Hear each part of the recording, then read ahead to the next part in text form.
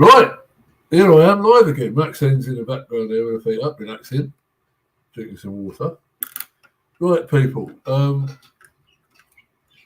going to preface this talk about how we got to where we are with this subject I've been researching the last couple of months. Now, I don't know if anybody of you out there have heard of a theory of a previous advanced empire or civilization called Tartaria.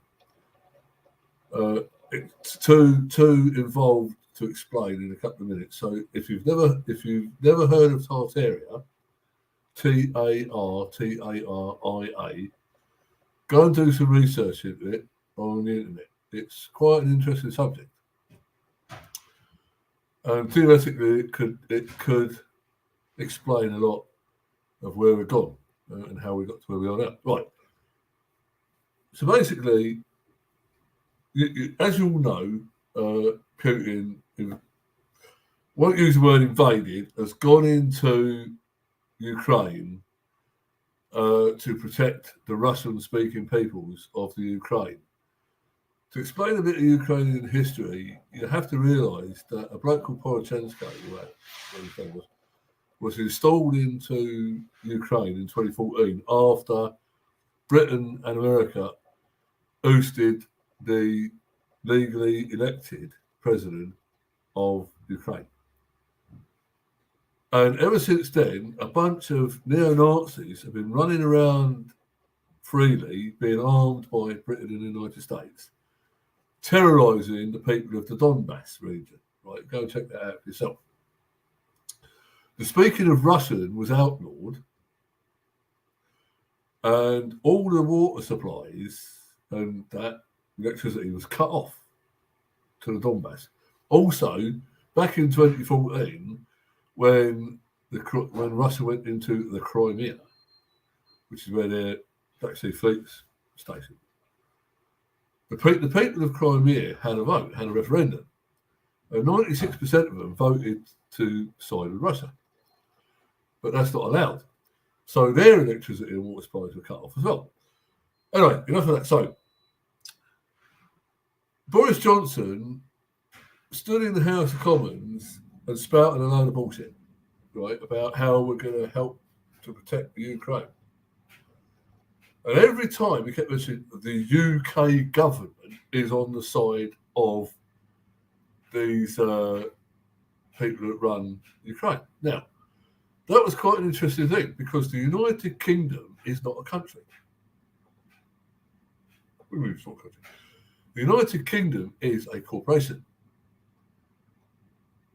And it was formed roughly in the first decade, I believe, of the 18th century, 1705, thereabouts, which brought Scotland and England into a political and economic union. Previous to that, what you had was England, along with Wales, because Wales was annexed by England centuries ago, Scotland, and that was it basically. And you had Ireland, obviously, which was separate at the time. So you could have called it Great Britain, but even that's a misnomer, to be honest. So this corporation was set up, and in the middle of the 18th century, I can't remember his actual first name, but one of the children of Rothschild, the first Rothschild, I can't remember his name, his first name either. Anyway, this Rothschild was his 6 sons were sent to 6 different countries to start a bank. So in the UK, the bank eventually became known as the Bank of England. It's not nothing to do with England. It's a private bank. We've been led to believe that it was a government bank. No, it's not. It's not. It's, as much as the Federal Reserve in America is a private bank, it's not run by the government.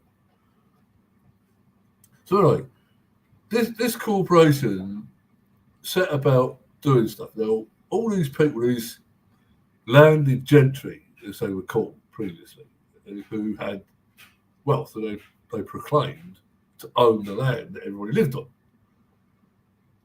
How they reckon on that is beyond me. But anyway, so this corporation, under the guise of a government, right? Now, slight sidetrack. Government basically means control the mind. Anyway, these governments were formed by the rich and well-to-do. And in the early days, we didn't have to vote, right? Because we were considered unworthy peasants, the revolting resource munchers and useless eaters, as Hillary Clinton once called us, were beneath the accepted requirements to vote. Uneducated, dishevelled, filthy, dirty, whatever. That's how they viewed us. So these elite families and these monarchs who proclaim to rule over us, and we're the subjects of the crown, slowly but surely went out and went around the world. This is Britain or the United Kingdom, the corporation.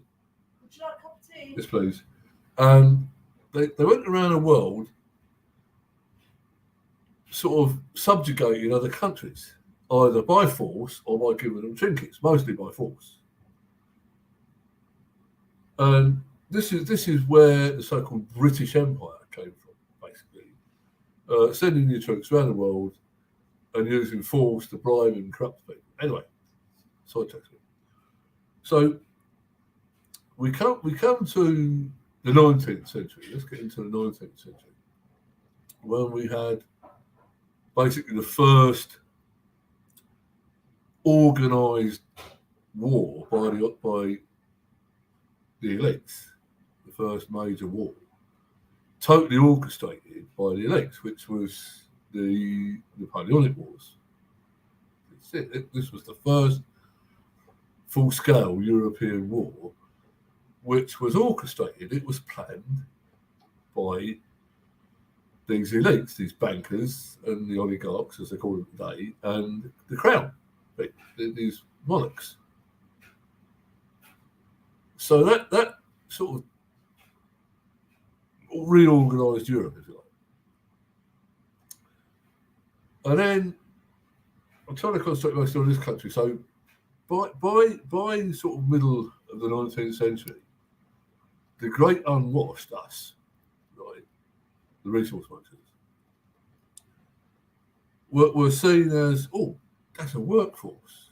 You know, if we slightly educate them, then we can use them as a workforce. So late in the 19th century, around about 1870, the Education Act came into being. And you were made to go to the government indoctrination camps called schools to learn how to be a useful citizen, right? People who have a lower educational background, as they call it. They just educated you just enough to operate machines that they'd invented. Then, because of that, once you educate a number of people, some of them begin to see things slightly different, where the majority wouldn't, but a minority of people start to see things slightly different and start to ask questions. So you go, oh, hang on, that's a bit annoying. Hang on, what's that? These people asking questions. So the illusion is, oh, we'll answer some of the questions, but we won't tell them the truth. Can't have the truth being told. So that was that. So eventually they gave the working class, as we call it, the men first, the vote. So you were under the illusion that you were voting for the people of your choice. Absolute nonsense. Absolute nonsense. This is when the left, right-wing stuff came in. Same thing. So you become either a socialist type person or a conservative type person. And most of the conservative type persons were the well-to-do. And the socialist voters were us, the great unwashed. And this is the illusion. You thought you were voting something, but nothing ever improved. Everything got worse. So in 1878 came another great fraud against you called the birth certificate in the births and deaths legislation. All births had to be registered, and you were given, your parents were given a birth certificate, which turned you from a man or a woman into a person. You can research all this yourself. It's out there. Research birth certificates. So the birth certificate turned you into a corporation, which meant that the government could do business in your name. So you basically became property of, or your persona, your dead persona, the created person, became property of the crown. See where I'm going? So, as we go along, people start to ask more questions. So what do the elites do in the early 20th century? They create World War One to send all us in the trenches to get killed, or a number of us, anyway. And also, by this time, they were making you work to earn money, currency. And then they charged you for everything. So you're paying them. So you're going to work for, at some points, 60 hours a week to earn a pittance and give it back in tax. Tax is theft. It steals your wealth. It steals your time. So then we get the banking system finally gains full control when it launches the Federal Reserve in America.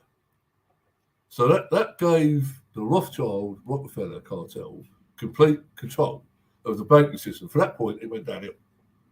Right? For the first time, Americans had to pay income tax. It's ridiculous. But coming back to Britain, so these people, these elites, when the 1929 crash happened, by design, right? This was the first, if you like, great wealth transfer. Up until that point, mostly the wealth of these elites had come from commerce. But they realised that if you tax the people to the hilt, 30, 40% income tax, is what they were doing. You were only paying 30, 40% back in those days. So this was how they were stealing the wealth you created, right, by building stuff so they could sell it and make a fortune on it, and also steal half your money by taxation, theft. So they created this 1929 crash so they could transfer shitloads of money to them. So then that led to World War II. Again, all these wars are orchestrated. They are set up. They are fully planned, choreographed. Right? It's all worked out. There's nothing that happens by chance. It's all worked out in advance. Set people against one another, the left-right paradigm thing, right? Which is nonsense. You are a human being, not left or right. You are a person. You are a man or woman, not a person. You are a human being with free will. So you thought. So they have World War II, which again transfers vast amounts of wealth from us to them. Now, them being a few thousand people, there's these families at the top, probably about a few thousand people, and the people that get attached to these people. So there's probably somewhere in the region of about 100,000 people ish that are within this system at the top, from the really, really rich down to the not so rich, from the multi billionaires to the millionaires kind of thing. Right. Now, we don't know how these people originally got their wealth, but they become wealthier and wealthier and wealthier and wealthier through the 20th century. And they've always had this thing called fractional reserve banking. Now, at one time, money was gold, silver, and copper coins. Basically, that's especially in England, mostly silver.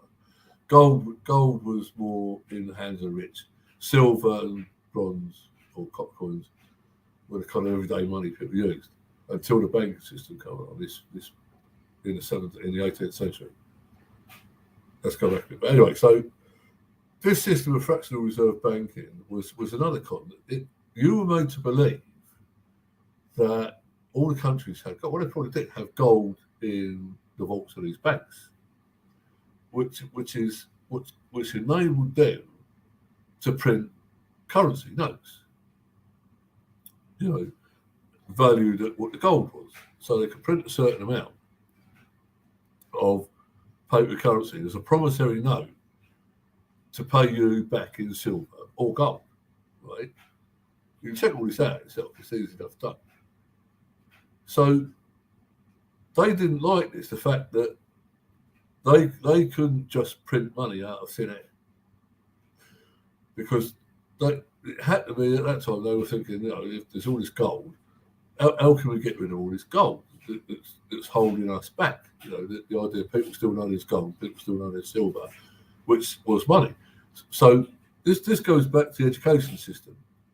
Slowly but surely, with their indoctrination camps, they persuaded people that you didn't need gold and you didn't need silver. You could just use paper money printed by these banks. So they started to take the gold and silver from the equation as money. So they could just print notes and say, this is money. It's not money, it's currency, it's a promissory note. Still says it on the top. I promise to pay the bearer on demand the sum of £5 or £10 or £20. That's supposed to be £20 of silver in weight of silver, which was your money, your wealth, right? They stole that. So we come forward and forward and forward. So after Christmas, they revalued gold.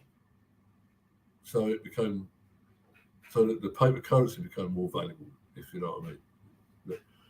And so they had several kind of things like the Bretton Woods Agreement in the 30s, 40s, 50s, all that. So they had all these agreements to sort of slowly but surely remove the cap on the amount of currency, the printed money they could put in the system.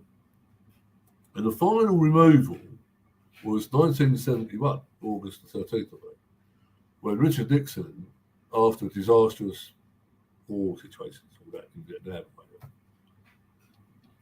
was forced by the banking cartel, which have always controlled the governments. There are no governments.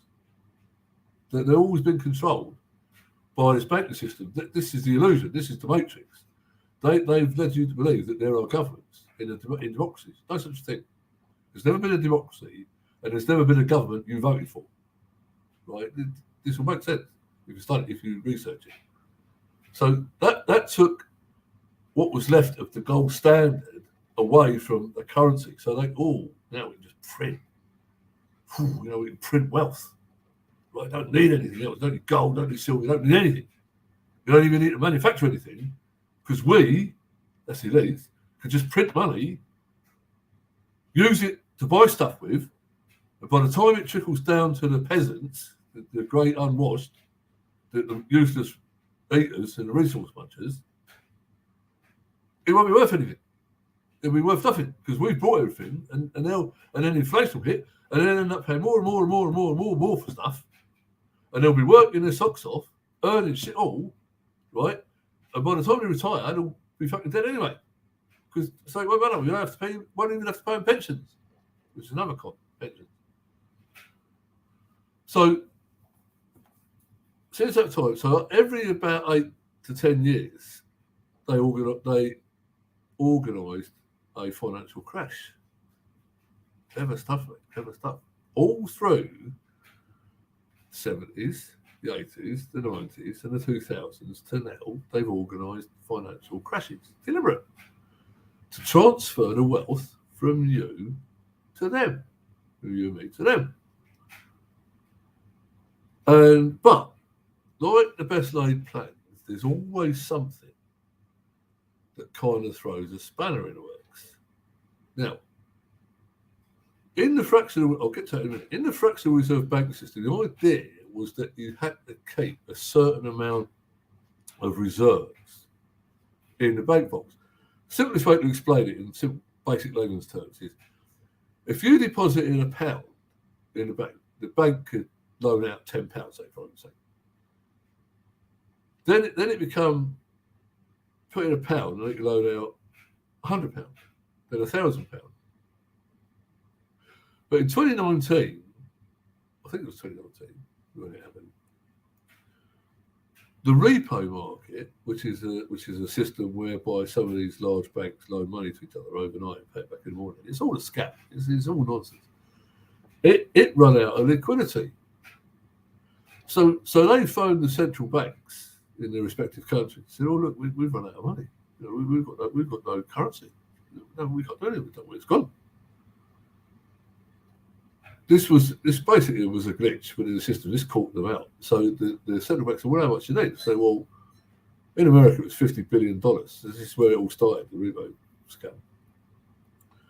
So then they decided that you didn't need any reserves. They passed back. You don't need any more. You don't need any reserves now in the banking vaults. So you can just print money literally into existence out of thin air. It's always been that way, but this gave them the opportunity to so expand the monetary supply, right? But bear this in mind, 99% roughly, probably a little bit less, say 98.5%, of the money supply doesn't exist. It's all digital. So where at one time they used to have to print money, now they convince everybody. What does most people do nowadays? Look, you go out and people have got a card, don't they? Or it's either a credit card or a debit card. And most transactions, you must admit this yourself, are done by a card. Or nowadays people use their phone. I've seen it where people get on a bus and they use it, see the phone, and you've transacted a bus fare. Or in the shops, you've transacted with your phone with an app with currency that doesn't exist. It's all debt. You've been turned into a debt slave. This was the plan. So to do away with cash. Now, here's a rub. Everybody's got bank accounts, right? Yeah. How much money you got in the bank? £100, £200, £300, £1,000, £10,000. Oh, if you're lucky, you have £10,000. Fair play to you. Try and go and get it out. If everybody that thinks they've got money in the bank went to get their money out, within half an hour, the banks would run out of money, out of cash, physical cash. And then people would be screaming blue murder, "Where's my fucking money?" You've got to realise it doesn't exist. There's just been a bank run in Canada, right, because the president passed an order to freeze all the bank accounts. So before it happened, a lot of people ran to the banks, got their money out. Most of them couldn't get any money because it's not there. Because it's all digital. It's all just added to a computer screen. This is the con. This is the great wealth transfer, which is all this nonsense for the last 2 years has been about. So that caught them on the hop. So they had to come up with something in order to cover the fact that their banking system would get rumbled. Back then, if people realised that there's something wrong with the banks or when they got their money out, they'd realise that half an hour later they've got their money. And everything you thought you had is gone. Everything. So you've saved for any day. It ain't there. It doesn't exist. So unless you've actually got the cash in your hand, you ain't got no money. It's not in the bank. As I say, there's a certain amount of cash, and it's about 1 or 2% if you're lucky. The other 98% at least is digital. It doesn't exist. It's just on a screen. So the people in Canada realised, oh fuck, there's no money. So to come up back in 2019, they had to invent something to cover the fact that they might get rumbled finally. We all know what they come up with, right? Now that's kind of been rumbled a bit. They've had to come up with the idea that Putin is this bad guy. I don't know whether it's orchestrated or not. I'm not a clue. It could be. I don't really know. But this is the latest thing. They've always had a thing when all those fails, go to war or create a war, create something, create a distraction, so that people don't realise that we're all broke, that we're all paupers, we have no money. There's nothing. The countries are completely and utterly broke. There is no money. The government doesn't have any money. No government has money. The banks have got currency on a digital screen, but they haven't actually got money. Now, gold and silver is money. Always has been, always will be. But they don't want that, because if gold and silver was used by people every day, then the banking cartel would fail. It would fall overnight if people went back to actually using physical cash. You know, the coins, not paper notes. They're not money. Paper notes are not money. Gold and silver, the copper, the coins are money. As I say, if that came back into being, then the banks would collapse overnight. They'd be gone. That'd be a nice day. That the banks gone, because they're all crooked anyway. So all the governments are crooked. All the banks are crooked. They've robbed you of your wealth. You have nothing left.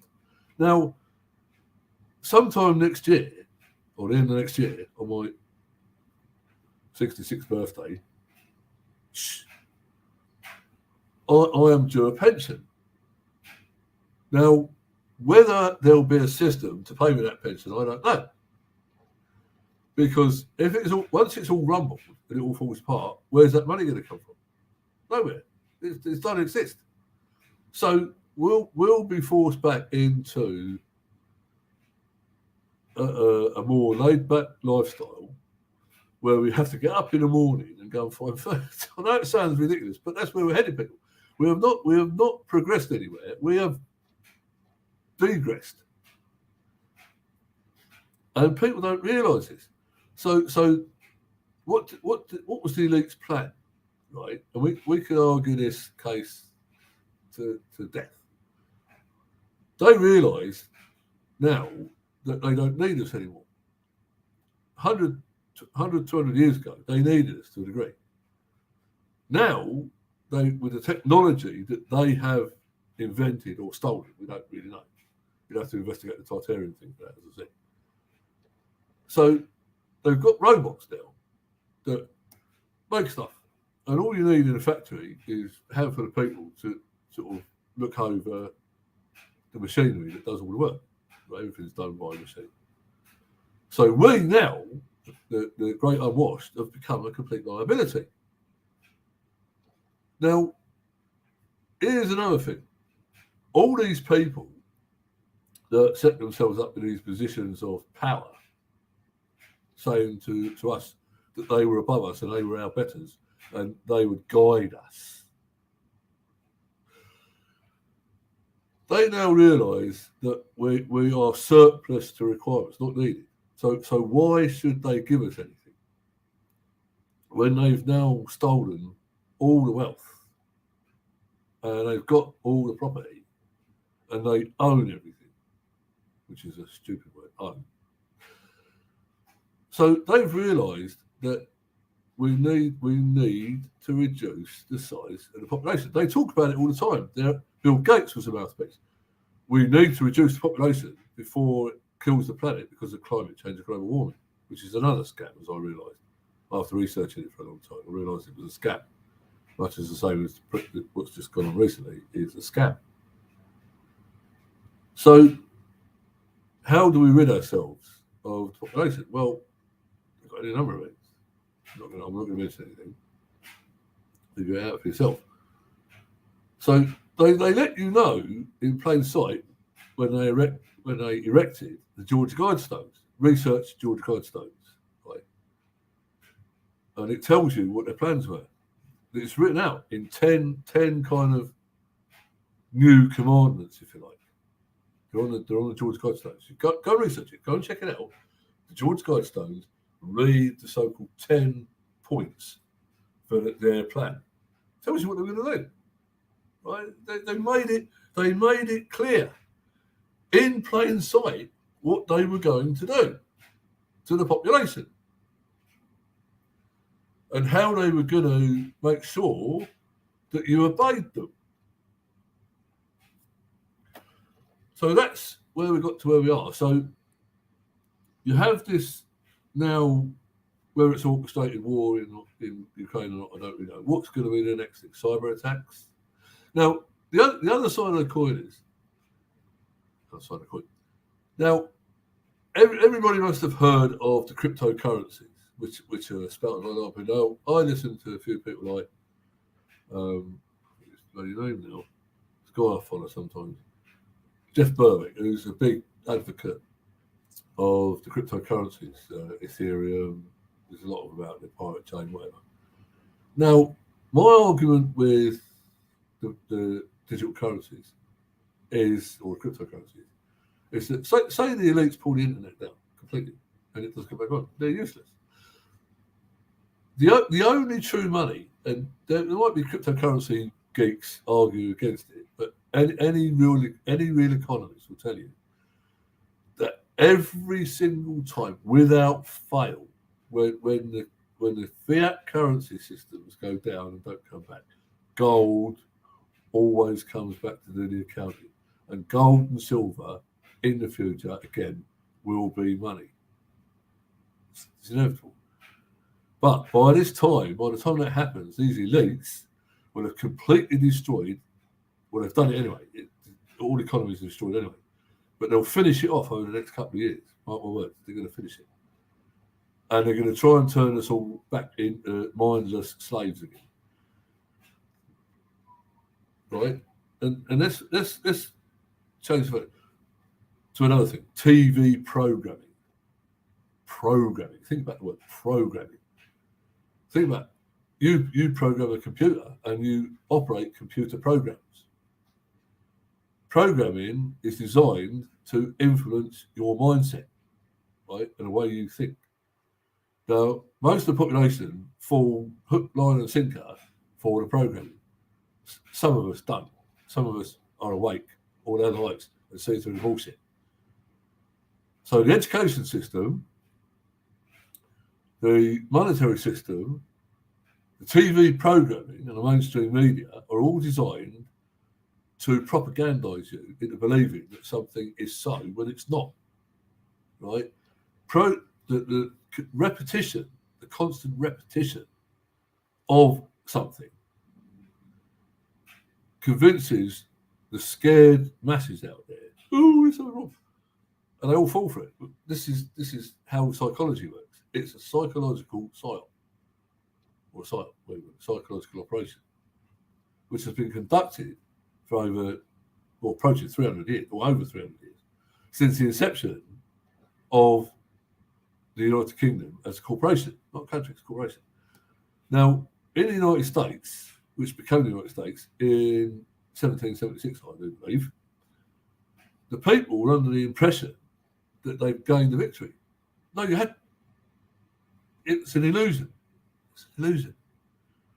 The people, I don't know whether some of these people in the initial government of the United States, the founding fathers, were Masons or not, probably some of them were. So again, it was all a psyop. It convinced you that you won your independence from the crown. No, you hadn't. No, you hadn't. Everything that you took on board is the corporation. The United States is a corporation. It's not a free country. It never was. This has been the psyop. This has been the matrix foisted on the entire population of the Anglosphere countries. That's Britain, Canada, the United States, Australia, and New Zealand. So the Anglosphere world has been completely and utterly brainwashed and psyoped for 300 odd years. This is what they've done to you. And slowly but surely they managed to get a lot of other countries to follow the same bullshit. Europe, other countries. I don't know whether China's part of it, I don't know whether Russia's part of it, I can't really care. All I know is that this has been a psyop for 300 years, and we all, not all of us, but the vast majority of people fell for it. So every psyop that's ever come has come from these same elites. And these same elites control everything. They control the United Nations, the World Health Organization, etc., etc., etc. It's all part of the same corporation, which has run your life for all your life, for 300, and your mum, your dad, your grandparents, great-grandparents, great-great-grandparents have all been part of this psychological operation by the corporate elites, as I say, for 300 years. It's well planned. It was a well planned thing. But one of the things that threw a spanner in the works was the inception of the World Wide Web, the internet. Now, the internet system was originally a military thing. I won't go into too much detail, research itself. But when Tim Berners-Lee, when it became to the military obsolete, like they invented new technology by then, and the internet thing became kind of redundant. So they thought, oh, you know, we'll send it off to commercial enterprise. You know, and so Tim Berners-Lee was the first person to send a HTTP message, whatever it was. So the elites thought, well, you know, it'll be a fad, it'll die out, you know, give it 2 years, it'll be gone. Well, it didn't. And all of a sudden, a wealth, an absolute deluge of information was available to the ordinary person, the ordinary great unwashed peasants. So that opened up a new can of worms. And the elites panicked. They thought, fucking hell, we've got to control this. We've got to set up organisations that can control the flow of information and take out any information that goes against what we say. Hence, all of the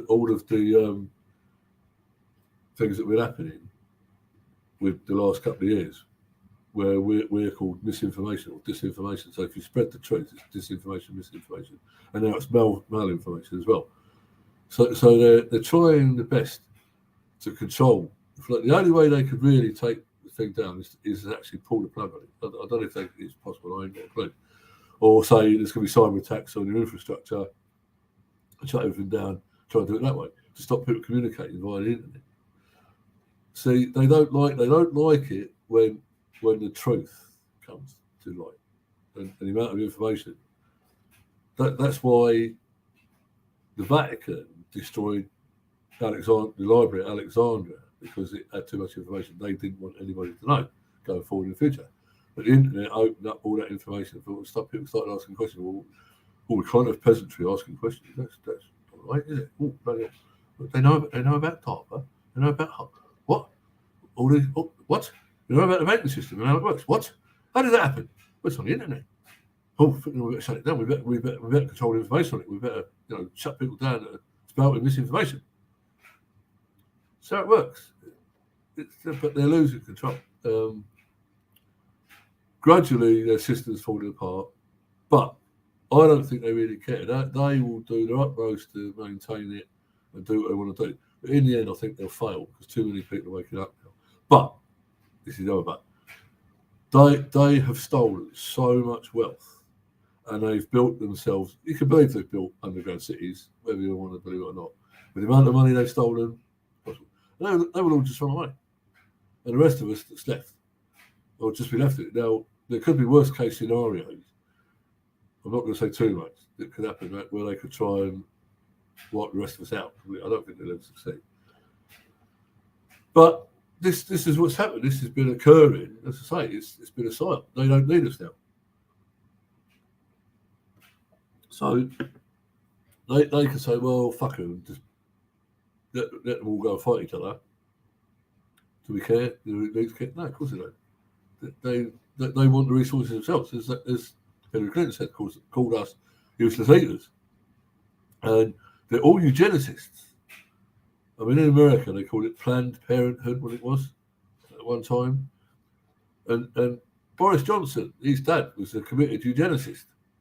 And I do believe Boris Johnson as well. Was a eugenicist? Go and look the word up.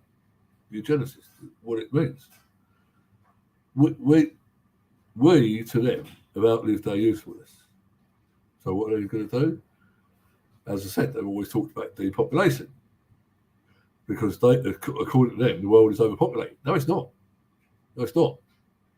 All that's happened is a bunch of greedy parasites have destroyed the economies by deliberately creating a system whereby they can steal your wealth. And they've done it. There is nothing left, as I keep repeating. The UK government doesn't have any money. The banks don't have any money. They have digital currency. And most people, I don't know how many percentage of people, would it be 80%, 90%, I don't know, transact by digital, which creates more debt. So every time you use a card in a shop or your phone app, that creates, what it does, that gives them more wealth and steals from you. It constantly steals your wealth by hyperinflation. Now, hyperinflation used to be when they printed like the currency into oblivion by printing like, let's say, they could print £1 million note or £10 million note or £20 million note, and it's worth nothing. It's like what happened to the Weimar Republic and in Africa recently, in the 80s. Now they just inflate it on a screen. Doesn't have to be physical. You don't have to print $1 million notes anymore. You can just inflate the actual currency supply, going from 1 trillion to 5 trillion, 10 trillion, 20 trillion, 30 trillion, 40 trillion. Just print as many zeros as you like, or add it to a computer screen. Or how many noughts shall I add today? I want another trillion. Then I'll just put another trillion on the computer screen, and that's how they steal your wealth by making you work and increasing the price of everything, which is inflation again, which is a sort of inflation. But it needn't have happened. But we were under the illusion that every 4 or 5 years we get to vote in the party of our choice. No, you don't. No, you don't. It's an illusion. It's already decided who's going to be in power. You have not decided who's in power. Corporations have decided who they want in at that particular time, just to give you the illusion that you're actually contributing to society. The only contribution you make to society is to give them your wealth, the elites, your wealth. And every day it happens constantly until at some point they either run away or we remove them. Simple as that, people. There is nothing other to it than that. That's all it is. It's been 300 years of theft by a bunch of parasitical people who think they're gods, and that you deserve nothing. And it gets the other thing with health. Quickly on health, they've never cured anything because another part of the con is the pharmaceutical and food industries give you shit food and give you drugs to keep you alive. Look, it's all part of the same scam. They ain't going to cure diabetes, cancer, or anything because it's not profitable. Because if they cured you, they've lost a customer. That's what you are. But now they don't need you. They don't even need you as a customer anymore because they've made their money. Look at the amount of money that's been printed into existence in the last 2 years, right, to cover the COVID thing, right? The furlough money. It's all just come out of thin air. And now we are going to be made to pay it back by increased energy and food costs. Come on. The whole thing is the biggest scam in history. Everything they've done is part of the scam. It's a scam. It is a giant scam. It's been a 300-year wealth transfer. End of story. That's it. You can go and research all this. That's what they've done. Now we are not needed, and they want rid of us. And it looks like they've succeeded in ridding themselves of a lot of people. Next few months, year will tell. I'm not going to say why. Figure it out for yourself. Anyway, that's all I wanted to say. Go and check out the Tartarian thing. Make your mind up if you believe it's true or not. It's no more daft an idea than the bullshit that you thought you were free. You're not free. You've never been free. You have been a debt slave all your life. Time to break free, people. Peace.